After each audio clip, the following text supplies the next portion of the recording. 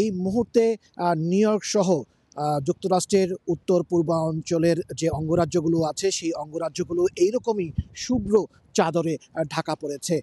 আবহাওয়া পূর্বাভাস অনুযায়ী আবহাওয়া অফিস বলেছে যে গত ২ বছরের মধ্যে এটি সবচেয়ে বড় ধরনের শীতকালীন ঝড়।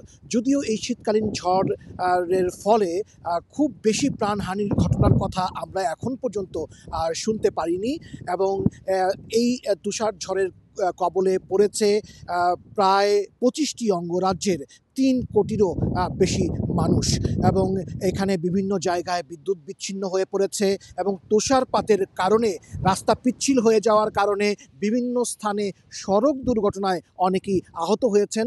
স্থানীয় প্রশাসনগুলোর সূত্রে আমরা সেই খবর পাচ্ছি। শুধুমাত্র নিউ ইয়র্কের পার্শ্ববর্তী যে নিউ জার্সি অঙ্গরাজ্য রয়েছে সেই অঙ্গরাজ্যে সকালবেলা পর্যন্ত সেখানে ২৫টিরও বেশি সড়ক দুর্ঘটনার খবর আমরা পেয়েছি, যে সেখানে অনেকেই আহত হয়েছেন। এই তুষার ঝড়ের কারণে বিভিন্ন অঙ্গরাজ্যে New York, Boston, Connecticut, New Jersey বিভিন্ন স্থানের যেসব এয়ারপোর্টগুলো আছে সেই সব এয়ারপোর্টে প্রায় এক হাজারেরও বেশি ফ্লাইট বাতিল হয়েছে এখন পর্যন্ত এবং এই বাতিল হওয়ার কারণে যারা যাত্রী সাধারণ তারা কিন্তু খুব দুর্ভোগের মধ্যে পড়েছেন।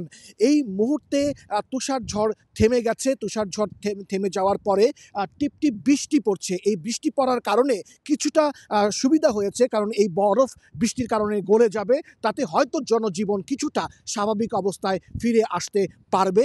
এবং এখন এই মুহূর্তে বিভিন্ন স্থানে গাড়ি পরিষ্কার করছেন মানুষ, রাস্তা পরিষ্কার করছেন মানুষ এবং শীতকালীন ঝড়ের পরবর্তী যে পরিস্থিতি সেই পরিস্থিতি এখন সামাল দিতে ব্যস্ত ৩ কোটিরও বেশি উত্তর পূর্ব অঞ্চলীয় অঙ্গরাজ্যগুলোর সাধারণ মানুষ।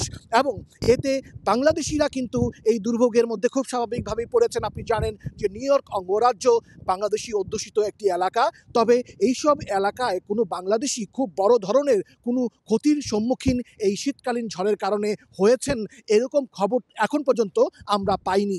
হাসানুজ্জামান সাকি, সময় সংবাদ, নিউ ইয়র্ক।